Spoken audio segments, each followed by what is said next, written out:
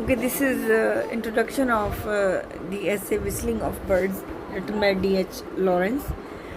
D.H. Lawrence is a famous English poet, novelist, and critic. He is known for his love for nature.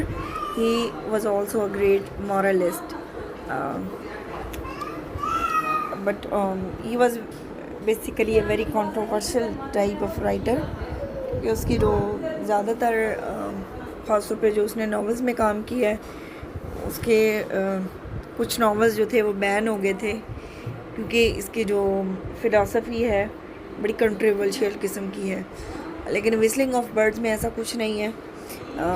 In whistling of birds he expresses his natural feelings as well as his fascination for nature.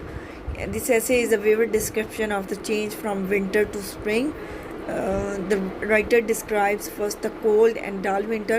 Winter is a dull season as it kills the beauty of nature.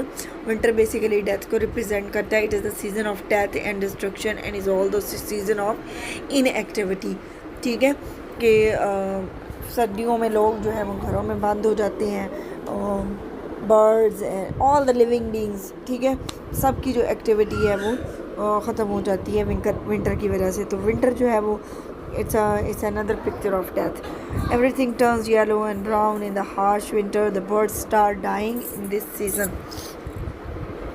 It stops the whistling of birds. Death rules everywhere. The transformation from winter into spring had hardly started to occur. The birds were also responding to this change in instinctively. कि birds में ये instinct थी कि वो अभी winter आई भी नहीं है और इसमें वो उसको रिप्रेजेंट करना शुरू हो गए हैं. उसको उन्होंने उसकी खुशबू जो है महसूस कर ली है. They are starting singing and their songs were itself giving a message of the approach of the spring. Although the torn remains of the birds could be seen scattered everywhere, yet the whistling birds had forgotten the past and they were inclined only to herald spring season which was now setting in. Basically है then Lawrence successfully describes the a change of nature in this essay. A change of seasons is a phenomena of nature. Nature goes on completing its life cycle around the year. Winter and spring are totally incompatible to each other. ठीक है, वो दोनों एक साथ नहीं रह सकते हैं. अब इस ऐसे में आपने जो पॉइंट याद रखने हैं वो ये है, it is a highly symbolic ऐसे. The writer has used many symbols of nature expressing his deep love for the elements of nature. He has very successfully expressed the cycle of life and death. मतलब ये symbolic ऐसे है. Number 2 पे आप रखेंगे कि summer spring symbolizes life whereas winter and autumn symbolizes death and destruction. Death like life is as inevitable as autumn and spring are inevitable. Both are opposite but are necessary in this life cycle.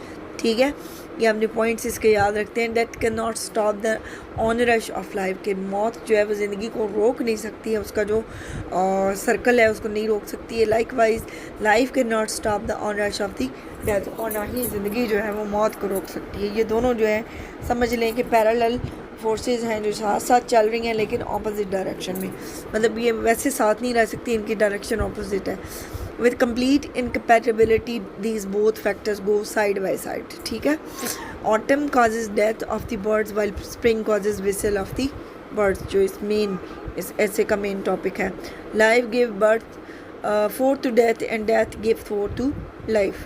ठीक है, ज़िंदगी जो है वो मौत की तरफ जाती है और डेथ जो है वो ज़िंदगी की तरफ. In the presence of death life flies away, in the presence of life death flies away. ठीक है, ये मेन पॉइंट्स हैं इस ऐसे के जो आपने माइंड में रखने हैं और इन्हीं पॉइंट्स पे ही आपसे क्वेश्चन पूछे जाएंगे. राइट, बाकी चीज़ें जो आपके पास टेक्स्ट है उसमें आप उसको पढ़ें ज़रा अपने तौर पे. ठीक है, और इन क्वेश्चंस को प्रिपेयर करना है. आपके पास जितना भी हेल्पिंग मटेरियल आपको कहीं से भी मिलता है मैं भी आपको सेंड करती रहूँगी, तो उससे आपने बहुत अच्छा सा इन क्वेश्चंस को प्रिपेयर करना है.